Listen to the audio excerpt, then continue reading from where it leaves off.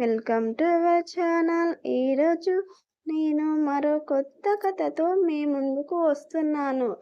కథ పేరు Raavan wife part 1. మీ మనసును హత్తుకునే అందమైన కథ. ఇక కథలోకి వెళ్దామా? స్వీటీ, ఎందుకమ్మా ఎప్పుడు నువ్వే మెడికల్ క్యాంపును లీడ్ చేయడం? నీకంటే పెద్ద పెద్ద సీనియర్ డాక్టర్లు ఉన్నారుగా అని బాధగా చెప్తాడు తండ్రి సూర్యనారాయణ.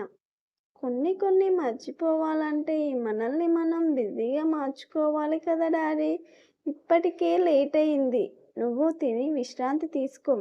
మెడికల్ క్యాంప్ మంట దగ్గర కూర్చొని టీ తాగుతూ చెబుతుంది స్వీటీ. సరే స్వీటీ, నేను మార్నింగ్ కాల్ చేస్తా అని ఫోన్ కట్ చేస్తాడు సూర్యనారాయణ. ఫోన్ కట్ కాగానే మొబైల్ వాల్ పేపర్ మీద నవ్వుతూ కనబడుతున్న వాళ్ళ అమ్మ ఫోటోను చూస్తుండగానే అప్పుడే ఆమె కొలీగ్ మరియు బెస్ట్ ఫ్రెండ్ అయిన మౌనిక శ్రీనిక దగ్గరికి వచ్చి, నిన్ను ఎక్కడెక్కడ వెతకాలి? నీకోసం నీ టెంట్ మరియు నీ పక్కనే ఉన్న జాన్వి టెంట్లో కూడా వెతికాను అంటూ ఆమె చేతిలో ఉన్న భోజనం ప్లేట్ను స్వీటీ చేతుల్లో పెడుతూ అంటుంది. థ్యాంక్ యూ మౌనిక అని చెప్పి ఆమె చేతిలో ఉన్న ప్లేట్ను తీసుకుంటుంది.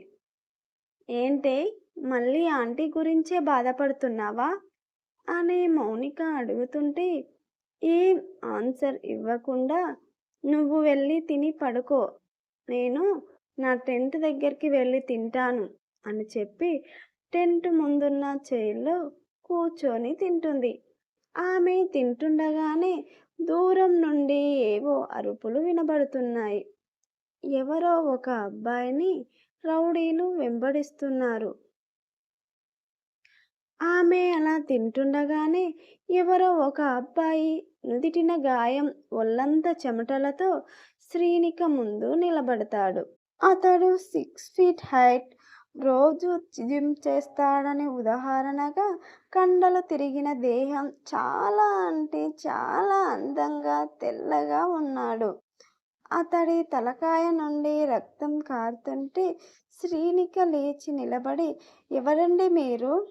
ఏమైంది మీకు అని అడుగుతుంటే ఆ అబ్బాయి ఏం సమాధానం ఇవ్వకుండా నిప్పులు కక్కుతున్న కళ్ళతో శ్రీనిక భుజాలు పట్టుకొని, నీ పేరేంటి అని గంభీరమైన గొంతుతో అడుగుతాడు. శ్రీనిక భయంతో ఆమె పూర్తి పేరు చెప్పకుండా స్వీటీ అని టక్కున చెప్పేస్తుంది. మీరు చాలా ఎక్కువ చేస్తున్నారండి అని ఆమె భుజాల మీద వేసిన అతని చేతులను విడిపించుకుంటూ అంటుంటే ఆ అబ్బాయి ష్ మాట్లాడకు అని శ్రీనిక నోరు మూసేసి టెంట్ లోపలికి తీసుకువెళ్ళి జిప్ క్లోజ్ చేస్తాడు. శ్రీనిక భయంతో, ఎవరు మీరు? నన్ను వదలండి, నేను అరుస్తాను అని అంటున్న శ్రీనిక పెదవులను అతని పెదవులతో జత కలుపుతాడు. అరే, వాడు ఇక్కడే ఎక్కడో దాక్కున్నాడు, వెళ్ళి వెతకండిరా అని ఆ రౌడీలలో ఒకడు గట్టిగా అరుస్తాడు. శ్రీనిక అతని చేతిలో నుండి ఎంత గింజుకోవాలని ప్రయత్నిస్తుందో అంత హార్డ్గా కిస్ చేస్తుంటాడు ఆ అబ్బాయి. స్వీటీ అతన్ని ఎంత గట్టిగా వెనక్కి తోస్తుందో ఆ అబ్బాయి ముద్దులోని గాఢతను అంతకంతకు పెంచుతూ ఉంటాడు.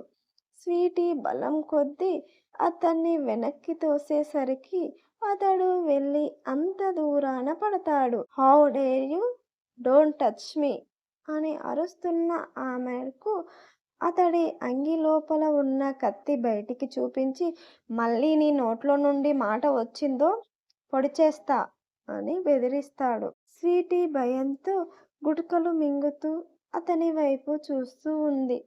నాకు కోఆపరేట్ చేసావనుకో సైలెంట్గా వెళ్ళిపోతా, లేదా నీ ఇష్టానికి నువ్వు అరిచి గోల చేసావనుకో నిన్ను ఏదైనా చేసే వెళ్తా అని ఆమెను కింది నుండి పై వరకు స్కాన్ చేస్తూ చెప్తాడు.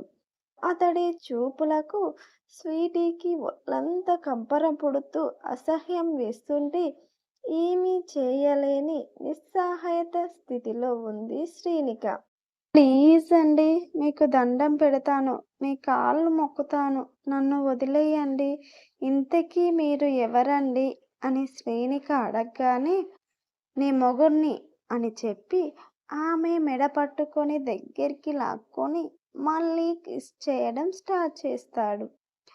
ఆ రౌడీలు చుట్టుపక్కలకి వచ్చి ఆ రణధీర్ గాడు ఇక్కడే ఎక్కడో ఉన్నారా? వాడికి మత్తు ఇంజెక్షన్ కూడా వేశా. వాడి తలకాయకి దెబ్బ బాగా తగిలింది. వాడు ఎంతో దూరం వెళ్ళలేదు. ఇక్కడే ఈ చుట్టుపక్కల్లోనే ఉన్నాడు అనుకుంటూ మనం ఈ టెంట్లన్నీ పరిశీలిద్దాం. అక్కడ అంతా వెతికి రావణ్ గాడు ఎక్కడా కనిపించకపోయేసరికి రౌడీలు అక్కడి నుండి వెళ్ళిపోతారు. రౌడీలు వెళ్ళిపోయారని కన్ఫర్మ్ చేసుకున్నాక రావణ్ శ్రీనికని వదిలి నువ్వు నా కంటికి కనిపియకుండా పారిపో. మళ్ళీ నాకు కనిపించావనుకో నిన్ను నా దగ్గరనే ఉంచేసుకుంటా అని రావణ్ అంటుండగానే మీకు ఎప్పుడు కనిపియను సార్ అని దీనమైన గొంతుతో చెబుతుంది శ్రీనిక. రావణ్ శ్రీనిక వైపు సీరియస్గా చూస్తూ అక్కడి నుండి వెళ్ళిపోతాడు. రావణ్ వెళ్ళిపోయాడని కన్ఫర్మ్ చేసుకొని ఊపిరి గట్టిగా పీల్చుకుంటుంది శ్రీనిక. మళ్ళీ అతడు లోపలికి వస్తాడని భయంతో టెంటును గట్టిగా క్లోజ్ చేసుకొని ఏడుస్తూ ఉంటుంది. బిక్కు బిక్కుమంటూ రాత్రంతా భయంతో నిద్రనే రాలేదు. ఎప్పటికో నిద్రలోకి జారుకుంటుంది. తెల్లవారేసరికి ఆమెకు చలి జ్వరము వచ్చి వణుకుతూ ఉంటే అప్పుడే ఈరోజు శ్రీనిక ఇంకా లేవలేదేంటి అని మౌనిక లోపలికి వచ్చి ఏంటి మేడం గారు ఈరోజు ఇంకా తెల్లవారలేదా మీకు? డైలీ ఎప్పుడో లేచి వచ్చి మమ్మల్ని లేపుతావు అని అంటున్న శ్రీనికలో ఉలుకు లేదు పలుకు లేదు. ఏంటే అంత మొద్దు నిద్ర అంటూ దగ్గరికి వెళ్ళి ఆమె నుదిటి మీద చెయ్యి వేయగానే ఆమె ఒళ్ళు బగబగా మండిపోతూ ఉంటుంది. మౌనిక అక్కడి నుండి ఒసేయ్ జాన్వి, రవలి రెండే శ్రీనికకు జ్వరం కాలిపోతుంది అని అరుస్తుంది. జాన్వి రవలి ఆగా మేఘాల మీద అక్కడికి వచ్చి ఏంటే తెల్లారగానే అలా అరుస్తున్నావు అంటే నేను ఊరికనే అరవటం లేదు. శ్రీనికకు ఒళ్ళు కాలిపోతుంది అనగానే హుటాహుటిన ఆమె దగ్గరికి వెళ్ళి చూసేసరికి ఆమె శరీరం వేడి సెగలు కక్కుతుంది. వెంటనే పక్కనే టేబుల్ మీద ఉన్న బ్యాగులోంచి ఒక ఇంజెక్షన్ తీసి ఆమె చేతికి వేస్తుంది రవలి. జాన్వి తడి క్లాత్ తెచ్చి ఆమె శరీరాన్ని తుడుస్తుంది. మౌనిక శ్రీనిక కాళ్ళు చేతులను రబ్ చేస్తూ ఉంటుంది. అలా కొద్దిసేపటికి శ్రీనికకు జ్వరం తగ్గి నార్మల్ స్థితికి వస్తుంది.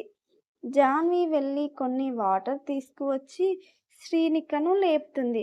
శ్రీనిక మెల్లగా కళ్ళు తెరిచి భయంతో వద్దు నన్ను ఏం చేయొద్దు అని కలవరిస్తుంది. శ్రీనిక ఏమైందే అని గట్టిగా అరుస్తుంది రవలి.